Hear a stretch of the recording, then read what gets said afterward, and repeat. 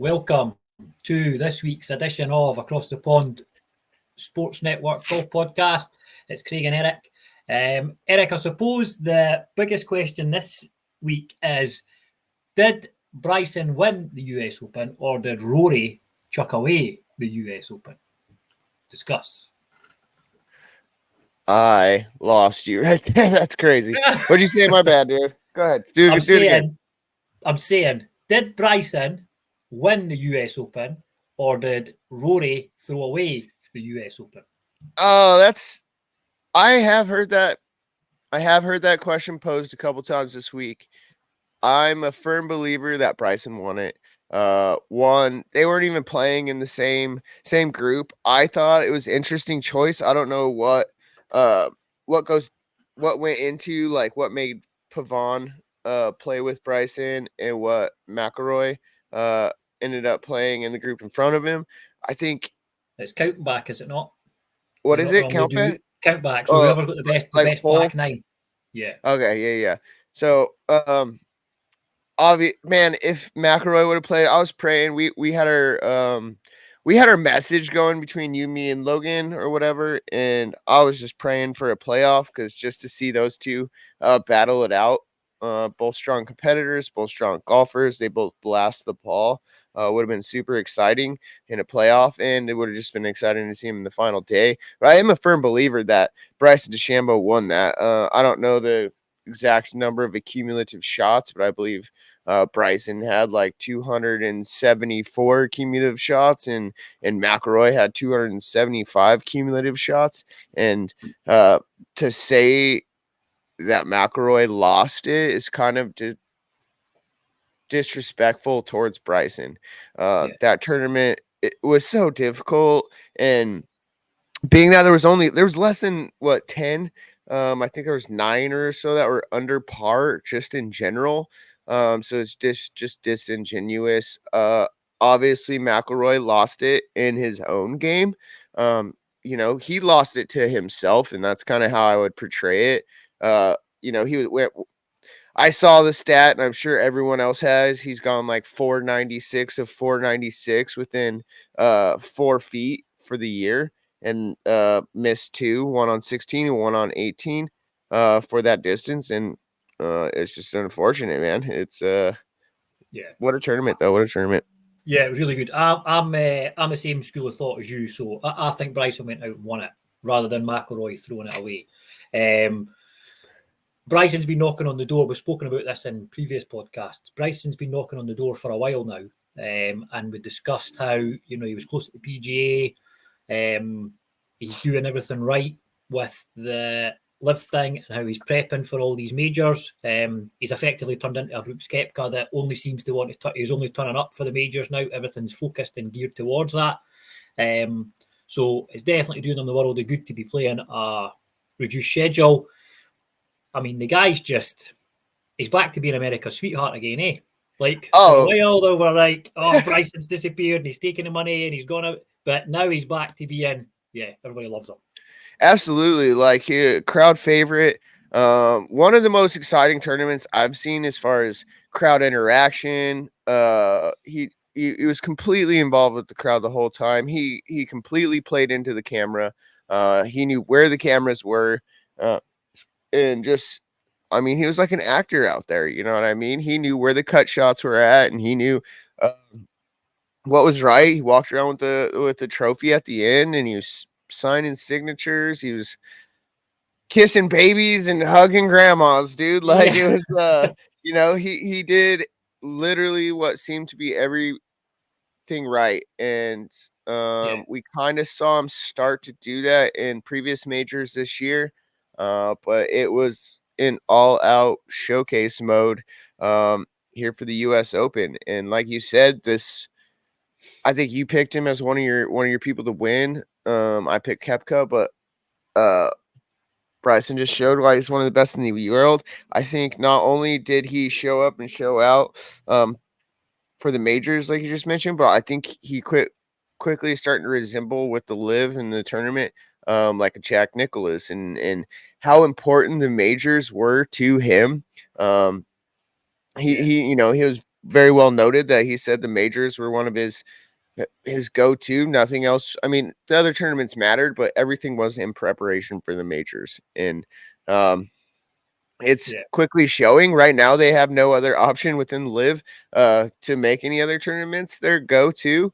And he definitely showed up for this one. What was tying sixth in PGA, tied for second in Masters, and then now took the championship down for the U.S. Open. No one else is in the top 10 on average for majors for the year, and Bryson's sitting at like second, I believe. So in average, or maybe third, I don't know, whatever it is, it's top 5 and just average for the tournament. Winning one, Scheffler winning one, Xander winning one. So you're bang on with the whole like strategy side of things. Everybody else was kind of losing their head around about him, and they're all like the first couple of days that course was wild. I mean, Fitzpatrick on the first day where he's hit that shot and it's hit the green, bounced off, and almost got stuck against the stanchion of the stands.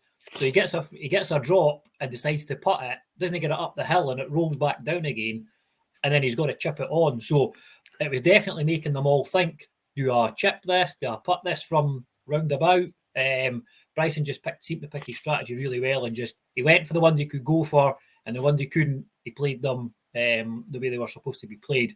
I can't remember the hole that he was on. There's one where he was having a good discussion with his caddy about hitting driver or 3-wood, and then apologised to the crowd because he knows what they've come to see, but he knows that if he had to hit driver, he did say to the caddy, if I'm hitting driver here, I'm going to have to stand at the back of the tee box, which brings in other bits and pieces. So it was really interesting to watch him plot his way around that golf course. He obviously did it to perfection. Puts his sail in the rubbish on 18 and then sticks it into that bunker, which I've watched a few other podcasts and a bit of highlights and stuff, and they're all saying that bunker is meant to be unplayable. Just the way it kind of lips back in again, like a lot of people struggle to get the ball up and actually over it. Right. And he's done it under that amount of pressure and puts the ball to 3 or 4 feet. 3 foot 10 inches or something silly. Is that what it was? Yeah, that's absolutely crazy. That is known to be the hardest shot in golf. I mean, we're talking a 55 yard shot. This isn't a bunker sitting on the side. This isn't a green side bunker. This is a bunker that is 55 yards away. It's a difficult shot. I mean, the majority of us, I mean, if you want to talk about amateurs under pressure or under no pressure, I'd say, 90% of us, aren't going to hit it over that lip, because he is right. That lip is, if you see a side view camera, I'm like a snowboarder, so I refer to it as, it looks like a cornice, which is just like the ice feature hanging over the lip. It's like a frozen waterfall, basically. So it's overhanging, meaning you have to get the ball up way quicker. That sand, if you looked at it, it was looked like powdered sugar or something, man. It just came out of there so soft. It's a very difficult shot. You got to hit through the ball. You don't hit, and not to mention, if you hit through the ball, go over the hole, you're off the green, and you're praying for bogey at that time. You're almost guaranteed a double. If you go over that, you lose the U.S. Open. Like, I'm feeling like a 10 cup situation going on, quite a bit different in distance and stuff, but it's, you go over that hole, you go another 5 feet, you lose the U.S. Open. So under that pressure, dude, there's just so much that went crazy. Like, that is a crazy. I didn't really recognize last week what the turtleback greens meant. I've seen Pinehurst before. We talked a lot about Payne, or they talked a lot about Payne this weekend, and SMU and Bryson's connection to him and that kind of thing. But I just didn't realize how actually difficult Pinehurst is. And dude, it was just on display fully the entire time in like that wiregrass. They got what they wanted with the setup of the course. They didn't want a runaway winner. They wanted people to make mistakes. There's folks shooting 8s on the par 3s, and it was a properly difficult course for them, which is exactly what they want. What did you make of Pavon not putting out on the final hole? Did you see that? I mean, I did see that bit. His coin was clearly in place. I'm not like that's tough because you got to take Bryson into account because Bryson's a different animal. Like I don't know, man. He's already like so much pressure's on. He already hit that bunker shot. You could tell it's a super stressful moment. Pavone's at this point outside of him. He puts one pretty simply in there. He still needs to putt in, and his 12-inch or 2-foot putt is super important. So I do believe in him needing to take his time a little bit on that and not just scurry, hurry, and get off the green and lip one out because that would just be devastating. And I just think, look, I'm in this new school etiquette idea where I'm just tired of us all staring at each other, hitting putts and shots and standing behind everybody and just making Yeah, who's sure, to go and yeah, dude, I'm so over that. Like, I think new school etiquette should just be like, yeah, it's ready golf, but like on speed golf mode. Like, dude, yeah, I'm not telling you to play polo, but I ain't watching you. I don't care. Like, if I'm playing you for money, is one thing. But even then, bro, we're taking a game that could be logistically played in 3.5 hours, and we're making it 4.5, 5 hours. And it's just purely based on, I mean, what are you waiting on? Yeah, I don't know. And I just feel, yes, in this situation, it is nice to be able to putt out. You're the last one to putt out. You are the champion, blah, blah, blah, blah, blah.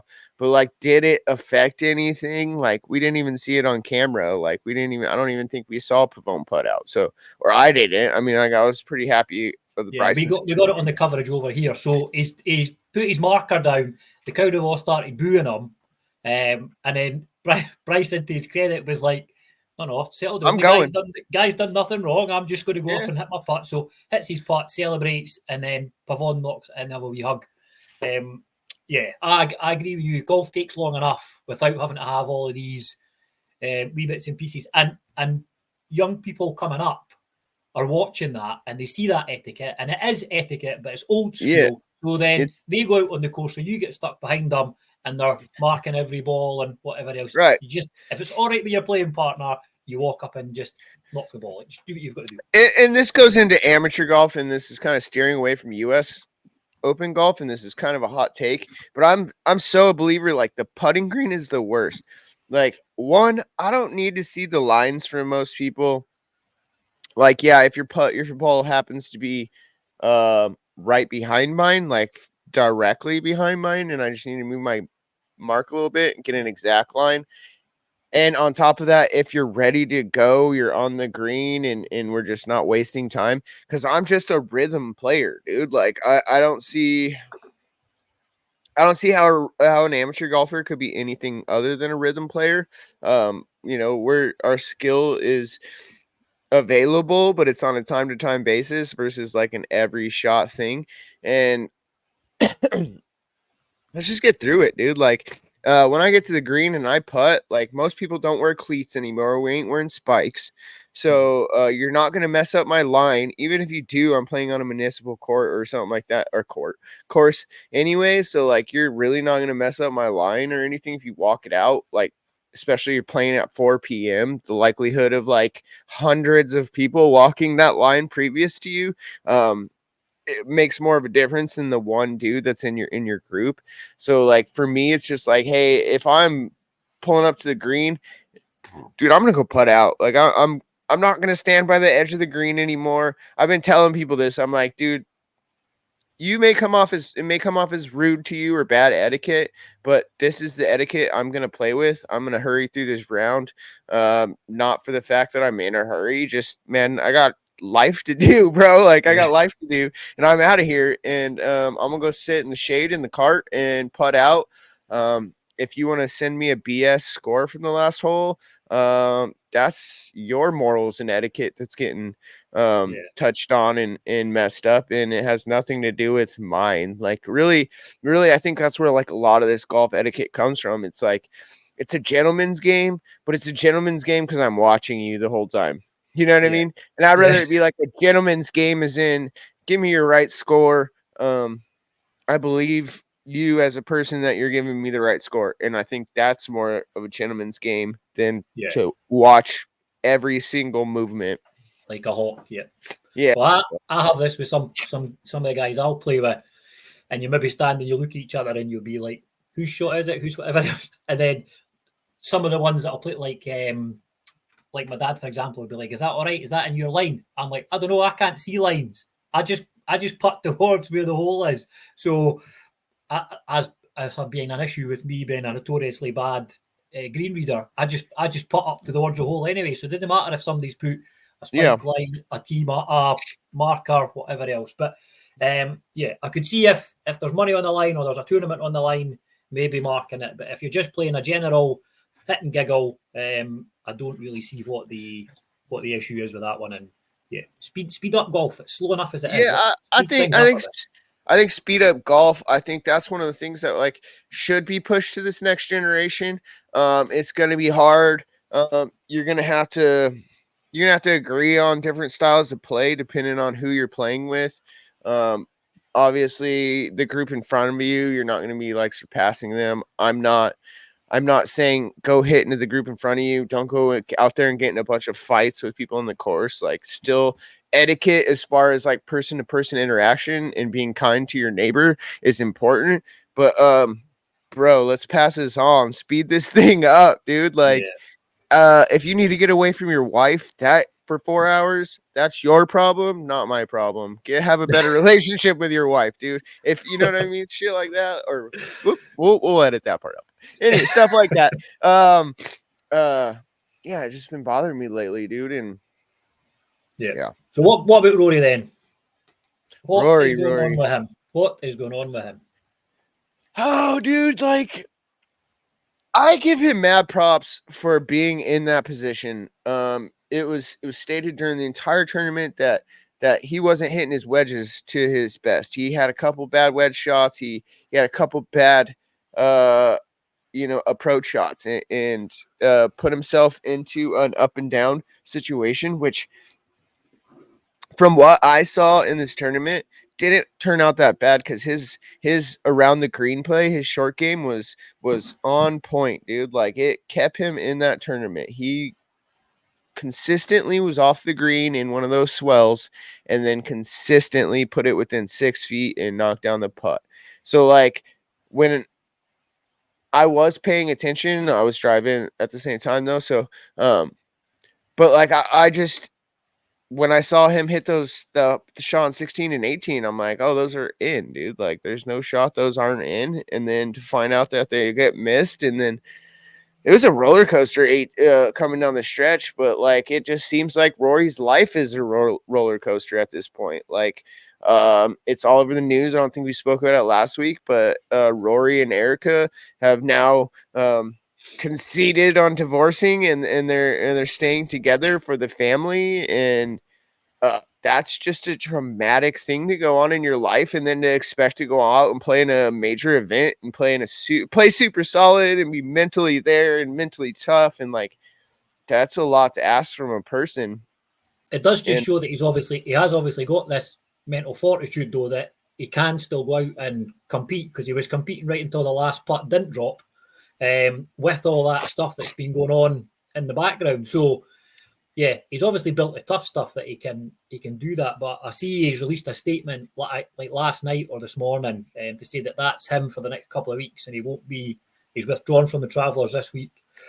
I think that's a smart choice. He's not going to tee it up again until the Scottish Open in a couple of weeks' time, and then the Open the following week in Troon, just to try and go and get his life back in order, it seems like, because that seems to be the only, as you're saying, he's tee to green, he bombs the ball further than most folk. His short game's good. He's normally good at putting, but it's just it's all a mental thing with him, I think. His shots gained from tee to green over the U.S. Open, I believe he was first in tee to green, which is crazy because we saw so many of those short game chip shots that he had to pull off. One of my problems with PGA is that they're only showing the leaders for the most part. They do a good job in the majors of kind of distributing it out a little bit. but like I watch Live, and they're showing every player all the time. Like there's no one particular team or group they're showing. They're really showing the whole competition. Or you could elect to go watch certain holes or whatever. But we just saw an immense amount of shots from both Bryson and McIlroy. And man, yeah, I don't know. That's so much to take on. Like I've been through divorce, dude, and I don't even think I was playing good golf at that point in time. So for him to come out and play in a major championship and crush it, it's pretty wild to me, brother. It's been a tough couple of days for him because the amount of memes I've seen where have you seen the one where he's like putting the holes massive in front of him and he misses that one, and then there's all the video shots of him in the must be like the waiting area before he realised if he was going to have to go back out and warm up again. And Yeah, Bryson sinks the putt and he just turns around, walks off, gets in his car, and he's doing donuts in the car park to get out of there. I know, He's brother. honestly just doesn't want to answer any questions. So Yeah, that's they obviously are bringing in how Bryson reacted when Xander sunk his putt. He went over and congratulated him.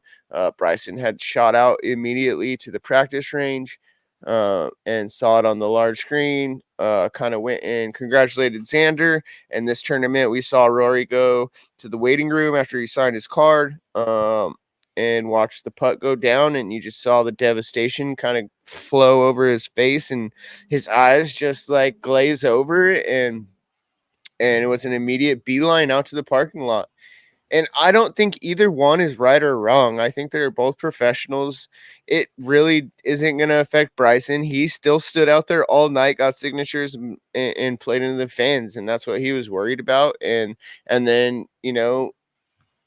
he's a good competitor, but also a good guy. He had that interview and talked about how McIlroy is, one of the best. He expects him to win multiple majors in the future. And and there's no way that Rory didn't text him in the car on the way back home or I something, being like, have to agree with that. I have to agree with that. And with all that's going on, dude, I don't think I'm not opposed to him just walking out on that moment, dude. I think there's situations, his heartstrings are being pulled in every single direction. And it too when you have like his buddy Shane Lowry who won the Zurich with him. Like it makes you wonder how much Shane knew during the Zurich when they won that tournament about his personal life, which is probably a significant amount. And then he's come out and had his back. It's like, really, how much do we need to think about and watch out for Rory's feelings? Like he's a major champion, a professional golfer. Dude, I'm not saying his feelings aren't important, but like, dude, we all go through some pretty hard times, and there ain't the world praying for me to get better. You know what I'm saying? And in this case, and he did win $3 million or something for it. It's not like he's not going to be able to make his mortgage payments. Yeah, shoot, dang, man. Yeah, horrible. Exactly. But no, it was really good. As I say, the coverage over here was kind of full on. So I watched quite a bit of it. Tony Finau, I had picked him on the last day because I'd like to have seen him do something, and he made a bit of a charge up the leaderboard, finished 3 under on the final round. So yeah, it was good to watch. Matthew Pavon, obviously, he's having a great season. Then who were the other ones that were under par? Matsuyama, Russell Henley, and Xander Schauffele, and then the rest of them all evens from there. Russell Henley was a great feel-good story. Had one of the better rounds coming in Sunday. Ended up under par. I think he was one of those dark horses where he almost became not a dark horse on how many people picked him to play well. Pavone, I don't know much about that guy other than he won that tournament earlier this season. I think he won 2 actually, but dude, he comes from an elite sports family too, so it's not like this dude doesn't understand the things. Like I think his dad was an elite tennis player and that kind of thing. So he's a footballer, soccer, football player, football. Yeah, he was an elite player. They talked about his team beating Manchester United like way back in the day. So he represented his country at football and stuff like that as well. So he comes from an elite family, and I think that that really gets that kind of ideals or that kind of understanding of in the moment gets passed on fairly well. And it's proving in his, rookie season or whatever, to be true for him. I do expect him to see him quite a bit in the future. I was excited to see Tony Finau. I saw that you picked him, and um, cool. I didn't really think he had a chance. But he, kind of proved me wrong with playing so well, and he just hung around the entire time. And Yeah, Oberg was a Tony, bit. Oberg was a bit disappointing. I think there was a lot on him the first couple of days, and he was going to be there or thereabouts, and then he just kind of fell off the wagon a wee bit, didn't he? I think he finished 10th or something. So, he was 12th. He was 12th. And yeah. three over on the last day took him right out of contention. I think I may have picked him, but we were joking about it. Like I was joking about like him being a vampire and Count Dracula or whatever. And Logan mentioned that he has ice going through his veins, and he does for the most part of what we see him, but we definitely saw the pressure get to him this week. Nothing super extreme to in 12th place is an amazing accomplishment. And he should be proud of himself. But he just didn't finish the tournament like we anticipated him to. He was tied for the lead with McIlroy in the very beginning. We saw Thursday them boys come out and shoot -5 under, and then the tournament in is -6. Yeah. And it's kind of funny because I heard the people, they were like, "Oh, this tournament isn't going to end up less than -10. The conditions are going to get worse," which they did, of course. And I just, I thought his stellar play would just hold up. I was expecting maybe good 3 or 4 days, and he played more. He played well more like 2 or 4 days. And that's just not a championship pedigree victory opportunity, and yeah, No, his newness and his newness to the professional tour kind of showed its colors, and it just is what it is. yeah. Well, I was Adam Hadwin last week, and I picked the wrong Canadian. I should have been on Corey Connors. Yeah, He finished T9th. He's even par, very dependable, isn't he? very dependable. He showed up. The Canadians are proving themselves. Like they're really, really starting to show up too. Corey Connors, Taylor Pendrith, Mackenzie Hughes, Mackenzie Hughes, Adam Hadwin, Nick Taylor. They're winning tournaments, and they're up and involved in tournaments. And like other than what Mike Weir, I don't really remember seeing Canadians involved with any tournaments in the past. And they're clearly playing good golf right now. They must have some good coaches up there or whatever. And they're showing up and showing out. And what about there's like another good storyline of the whole tournament. There's a couple storylines, but how about Neil Shipley, the amateur little thing that went on? We saw it was like I said, a tournament within itself. They weren't up there to take the tournament down. I think they coming down 18. They were +6, +7. But Neil Shipley is low amateur, Masters, and U.S. Open back to back, which is an amazing feat. I think they mentioned the last person to do it was like Jack Nicklaus and Victor Hovland, or there's a couple of them. It was like Victor Hovland, Jack Nicklaus, and whatever, one other dude. But it's a feat that's only been done by some of the greats of the sport. And he's turned so pro now, eh? is he turned pro after the He's playing this week in a PGA Traveler? America's something or other Okay. tour. I've seen him, but he's a strange looking dude though. I can't quite take to black trousers, black shoes, and white socks. Them white socks, them white socks are in on hilarious. yeah, Yeah. and the big hair, and he's just I don't know. I can't really take Tom with that one. He's a He's kind of like dude, but he's got game. he's like a big lumbering Sasquatch kind of thing with a little bit of Michael Jackson vibes. He's got a big old bright smile, and he looks like a character in himself. He's already a funny interview, and he would be one of those I'd like to follow, and I'd like to see his game keep where it's at and just keep going. He's a fun watch. Yeah. But with the storyline said, came down to 18. I don't remember the other boy's name, but he hit an amazing shot out of the trees and out of the wire grass. Put it to like did pull the Rory McIlroy and put one real close to tie it for the low amateur. Should have been cool, but ended up missing a 3-4 foot putt, and Neil Shipley sunk his par, and is what it is. Game over. Yeah. No, it's good to see. It's good to see these guys getting out and performing, and that's what these type of opens are for. You know, everybody's got the opportunity. Logan's spoken about it before. You know, if you've got that PGA badge, or you're a good level amateur, and you're brave enough to go tee it up somewhere and try and qualify, then good luck to you. So yes, sir. We'll see how he goes. So this week's the Travellers, another elevated event. Rory's obviously declared himself out, but all the other big names will be there. What's your thoughts? Yeah, my thoughts are, I think this is going to be one of the tournaments where you do see a younger cat or somebody unexpected to win the tournament.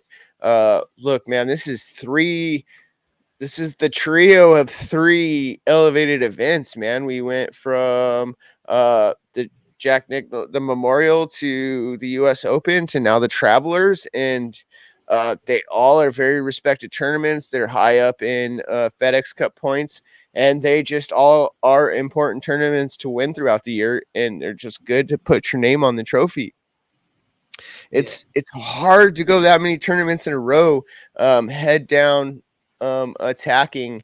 I think Scheffler, I don't know, like that's so tough. Like my picks are so up and down, so roller coaster. Like earlier in the year, I'm like, if I put my name on anybody's name, they're losing for sure. And then all of a sudden, I picked like Lynn Grant or a couple other picks recently, and they wound up good. Even my Xander pick was like spot on. I was like, dude, he's not gonna win, but he's gonna come in top 10th, and he's gonna sneak it out at the end just because he's gonna pull some Xander like stuff. But as for the Travelers, I don't think it's near as hard as a course. Always looks like a very beautiful course. I always remember them hitting to that Travelers flag out in the water, the purple or pink Travelers flag, and just on a beautiful course. And I don't think the extreme skill level or the extreme demanding skill level of the tournament is going to be there, but it's going to be a low scoring, and I'll look through these names here just as you speak next, but Yeah, I don't think it's going to be like I don't think it's going to be a Scheffler name. I don't think it's going to be a Xander name. No, me neither. I think it's going to be a Corey Connors name, which is why I highlighted him earlier on. Okay.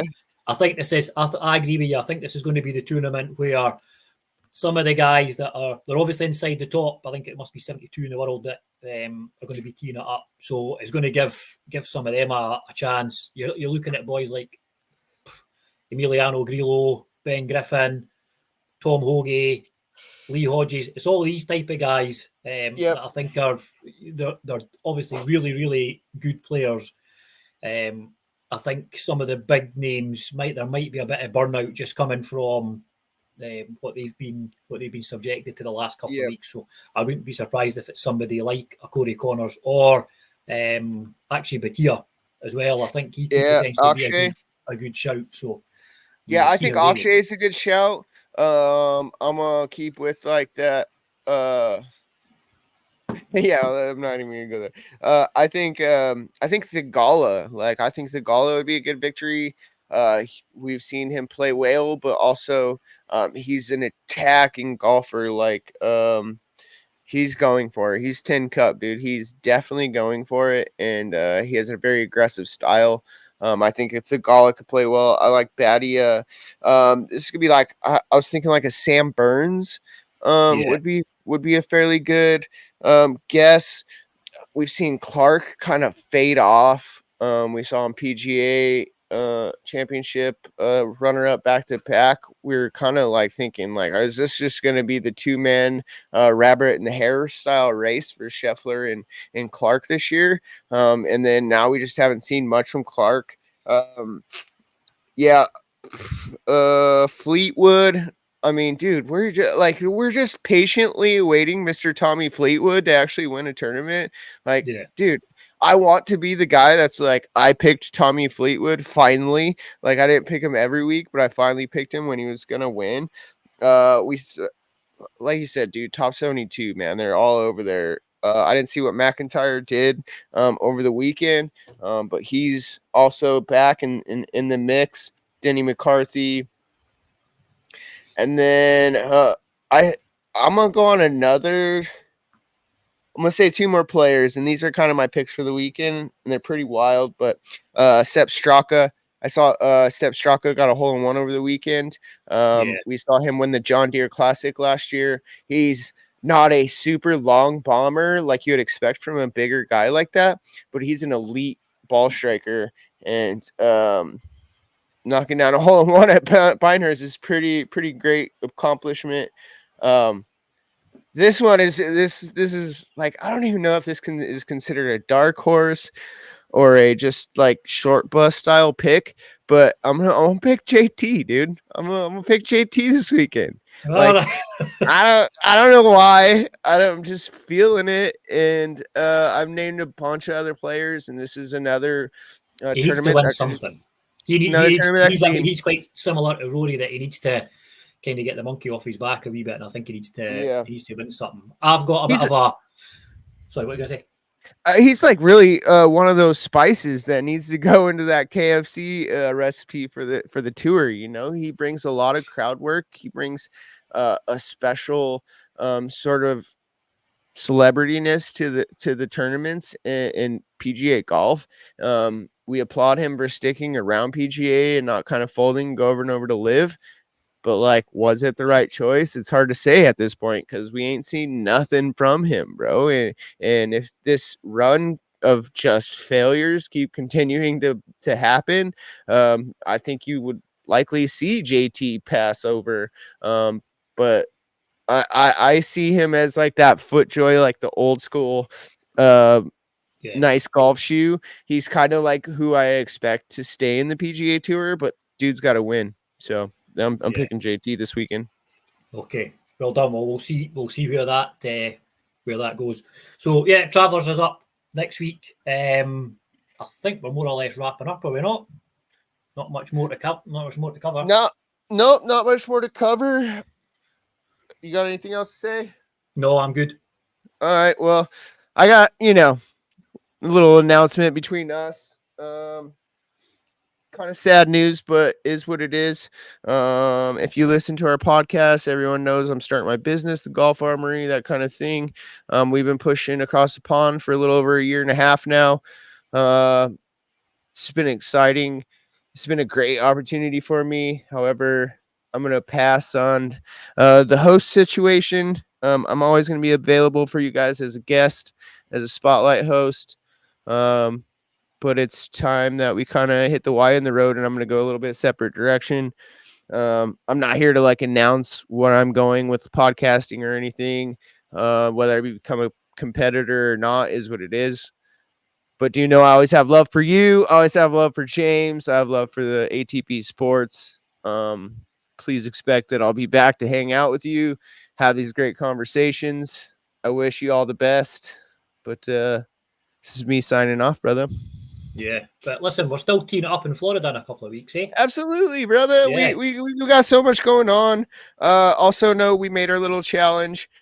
We can't hold that tight with ATP, but I'm gonna be coming to you real soon with a separate little challenge. I can't wait to see you in the next couple of weeks.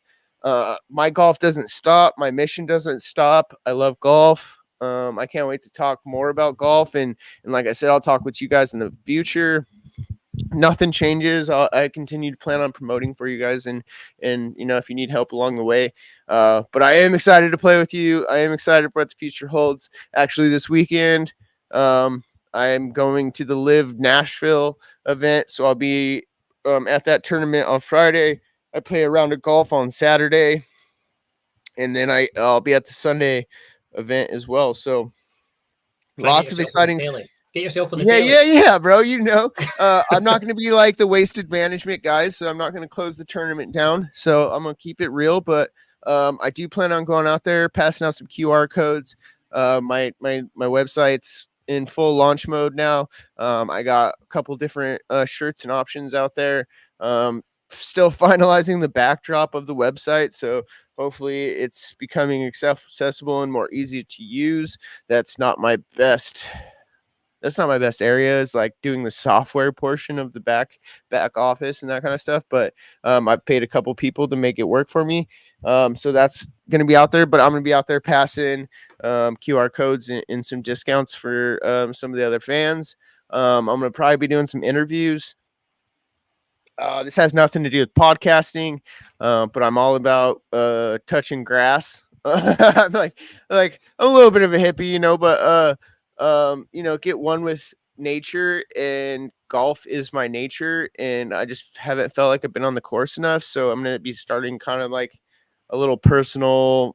Make sure I keep my trippy golf going.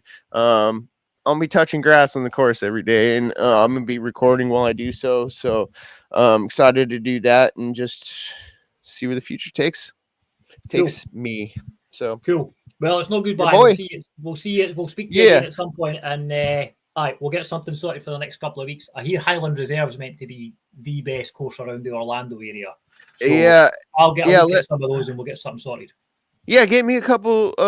Like I said, I'd love to meet your family. We hang out. I'm gonna be down in Florida probably for the majority of the 2 weeks. I've taken the whole summer away from home. I packed up my stuff, and dude, I'm hitting the road, Jack. I don't know, like I have nowhere to be other than right where I'm supposed to be, brother. So it's not goodbye. It's till next time.